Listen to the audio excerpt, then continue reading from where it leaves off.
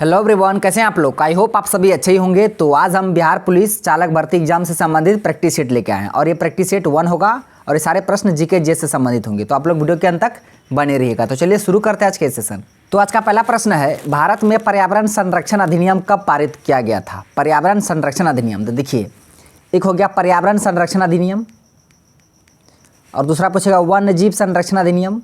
वन्य जीव संरक्षण अधिनियम, पर्यावरण संरक्षण अधिनियम पूछेगा तो 1986, वन्य जीव संरक्षण अधिनियम पूछेगा तो 1980। दोनों को आपको ध्यान में रखना है। इसके साथ हाथी परियोजना भी याद रखिएगा। हाथी परियोजना कब, 1992। तो इसका जो आंसर होगा ऑप्शन सी हो जाएगा 1986। तो पर्यावरण संरक्षण अधिनियम कब का था, 1986 का था। वन्य जीव संरक्षण पूछेगा तो 1980, हाथी परियोजना पूछेगा तो 1992। अब प्रोजेक्ट टाइगर पूछेगा तो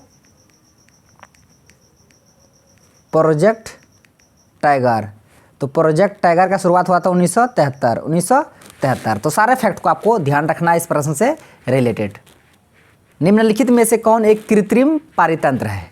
प्राकृतिक नहीं है, कृत्रिम है। देखिए एक होता प्राकृतिक, एक होता कृत्रिम।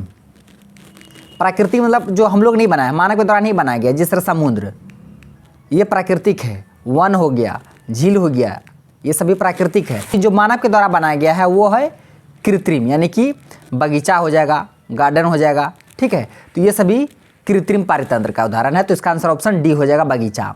बाकी ये तीनों प्राकृतिक का उदाहरण है। निम्नलिखित में कौन सर्वाधिक ग्रीन हाउस इफेक्ट करती है। सबसे अधिक ग्रीन हाउस इफेक्ट जो करती है वो कौन सी गैस है, ये आपको बताना है। ऑप्शन में दिया जलवाष्प, CO2, मीथेन, ओजोन।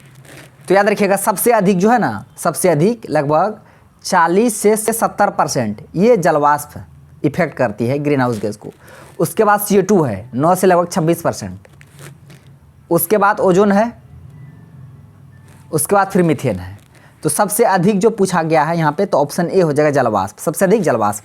भूकंप के दौरान याद रखिएगा, जब भूकंप आता है तो भूकंप के दौरान जलवाष्प रेडॉन गैस उत्पन्न होता है, ठीक है, आप इसे याद रखिएगा। और बंद कमरा जब खोलिएगा ना, उसमें भी रेडॉन गैस उत्पन्न होता है। ढकार में उसमें भी रेडॉन गैस उत्पन्न होता है, ठीक है। और भूकंप के दौरान भी रेडॉन गैस उत्पन्न होता है और ये वायुमंडल में नहीं पाया जाता है। तो सारे फैक्ट को आपको ध्यान में रखना है। तो प्रश्न पूछा गया था सर्वाधिक ग्रीन हाउस इफेक्ट कौन करती है, तो ये जलवाष्प गैस करती है। भारत के मुख्य भूमि का दक्षिणतम बिंदु, देखिए भारत का मुख्य भूमि का दक्षिणतम बिंदु इसका, तो ये हो जाएगा कन्याकुमारी। कन्याकुमारी अगर मेन लैंड पूछेगा तब, अगर वैसे पूछेगा दक्षिणतम बिंदु तो हो जाएगा इंदिरा पॉइंट। इंदिरा पॉइंट, ठीक है। अगर मुख्य भूमि लगा देगा तो हो जाएगा कन्याकुमारी। अगर वैसे पूछेगा भारत का दक्षिणतम बिंदु तो इंदिरा पॉइंट ये है कहाँ, ग्रेट निकोबार पे। कहाँ है, ग्रेट निकोबार में। आप इसे याद रखिएगा। तो इसका जो आंसर होगा ऑप्शन बी हो जाएगा कन्याकुमारी। इंदिरा पॉइंट नहीं मारिएगा क्योंकि यहाँ मुख्य भूमि पूछ रहा है। यहाँ से चारों भूमि हम लिखा देते हैं। उत्तरी बिंदु, दक्षिणी बिंदु, पूर्वी बिंदु, पश्चिमी बिंदु, ठीक है। उत्तरी बिंदु इंदिरा कॉल, दक्षिणी बिंदु इंदिरा पॉइंट, पूर्वी बिंदु किबिथु, पश्चिमी बिंदु गौर माता, पश्चिमी बिंदु गौर माता, गुहार माता, गौर माता, ठीक है। तो चारों को ध्यान में रखना है आपको। उत्तरी बिंदु पूछेगा तो इंदिरा कॉल, दक्षिणी बिंदु पूछेगा तो इंदिरा पॉइंट, लेकिन मुख्य भूमि के दक्षिणतम बिंदु पूछेगा तो कन्याकुमारी। अब पूर्वी बिंदु किबिथु, पश्चिमी बिंदु गौर माता गुजरात में है, और किबिथु अरुणाचल प्रदेश में है, और इंदिरा कॉल लद्दाख में है, इंदिरा पॉइंट ग्रेट निकोबार में है। यहीं पे देखिए सबसे शक्तिशाली जो ग्रीन हाउस गैस है, जो जलवाष्प है, कितना 36 से 70%। उसके बाद कार्बन डाइऑक्साइड है 9 से 26%, फिर मीथेन है 4 से 9%, फिर ओजोन है 3 से 7%। निम्नलिखित में से कौन सुमेलित नहीं है। जो सुमेलित नहीं है उसी का आपको चयन करना है। भारत में चक्रवात सही है, भारत में चक्रवात। ऑस्ट्रेलिया में विली, ऑस्ट्रेलिया में विली। उसके बाद चीन में टाइफून, अगर टाइफून पूछेगा, टाइफू वो जापान में, लेकिन टाइफून ये चीन में। तो कौन सही नहीं है मेल, तो ऑप्शन डी हो जाएगा अमेरिका। बाग्यो ये अमेरिका में नहीं है। तो इसका आंसर ऑप्शन डी हो जाएगा अमेरिका से संबंधित, बाकी और नहीं है। बाकी चक्रवात भारत से संबंधित है, टाइफून चीन से, वेली ऑस्ट्रेलिया से। यही तीनों बहुत ज़्यादा इंपॉर्टेंट है, क्योंकि यहाँ से प्रश्न पूछे जाते हैं। कभी पूछ लेंगे टाइफून, कभी वेली, कभी चक्रवात। आप तीनों को ध्यान में रखिएगा।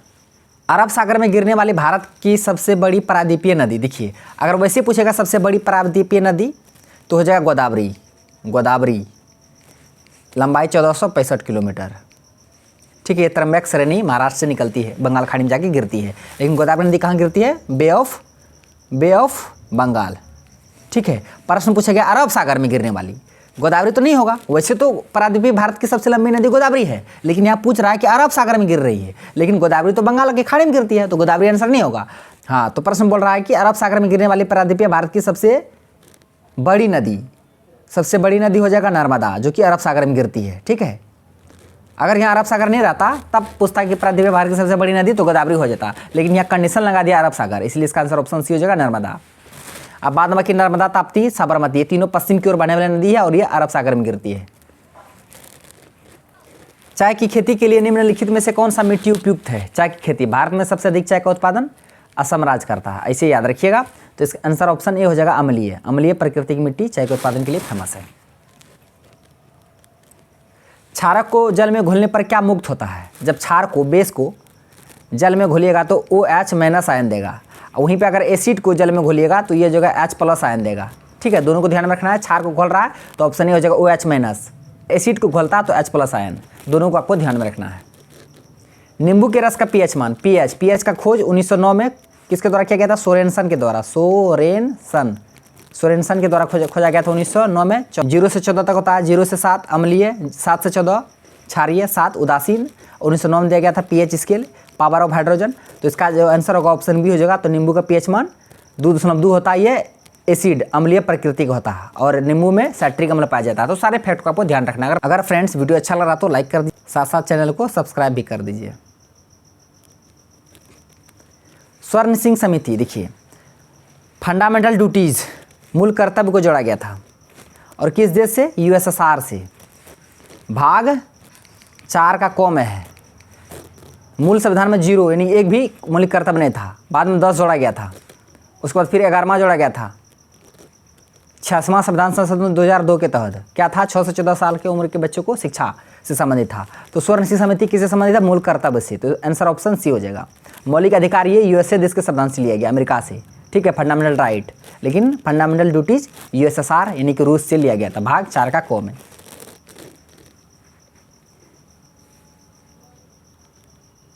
मिलान करना आपको, जो पहले जानते हैं उसी पे टिक लगाइए, क्योंकि ऐसे प्रश्न बहुत ही आसान होते हैं। अगर 1-2 जानते हैं तो ऑप्शन के सहारे आप बना लीजिएगा। जिस तरह आप लोग जानते होंगे पुरंदर की संधि 1665 में, ये जानते होंगे, यानी कि सी का 1 मिल गया। सी का 1 ही ऑप्शन में है, बाद बाकी इसमें भी नहीं, इसमें भी नहीं, इसमें भी नहीं है, तो ऑप्शन सी हो जाएगा। तो 1 का 4, सूरत की संधि 1775, सूरत का 1775, पुरंदर की 1665, पूना की संधि ये 1817 और देवगांव की संधि 1803। चारों को आपको ध्यान में रखना है। तो इसमें 2 ही इंपॉर्टेंट है, सूरत की संधि 1775 और पुरंदर की संधि 1665, दोनों को आपको ध्यान में रखना है। दल बदल अधिनियम संबंधित संशोधन कब किया गया था? देखिए 52वां संविधान संशोधन 1985, इसमें दल बदल से संबंधित कानून है, दल बदल। और ये 10वीं अनुसूची में, किस अनुसूची में है? 10वीं अनुसूची में चर्चा दल बदल की, और 52वां संविधान संशोधन 1985। तो ऑप्शन बी इसका करेक्ट आंसर हो जाएगा।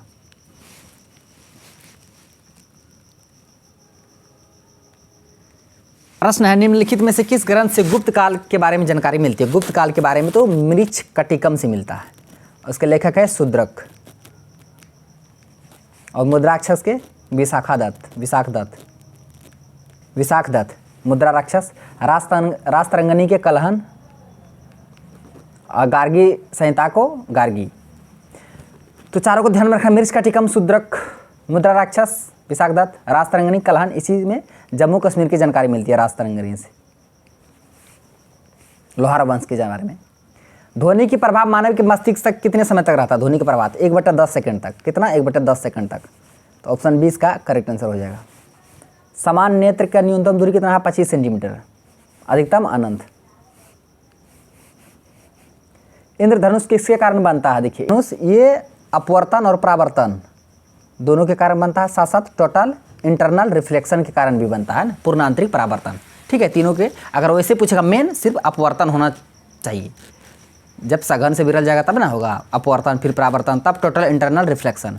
तो इंद्रधनुष किसके कारण बनता है, तो परावर्तन अपवर्तन दोनों। अगर पूर्ण आंतरिक परावर्तन भी ऑप्शन में रहता तो 20 का आंसर हो जाता है।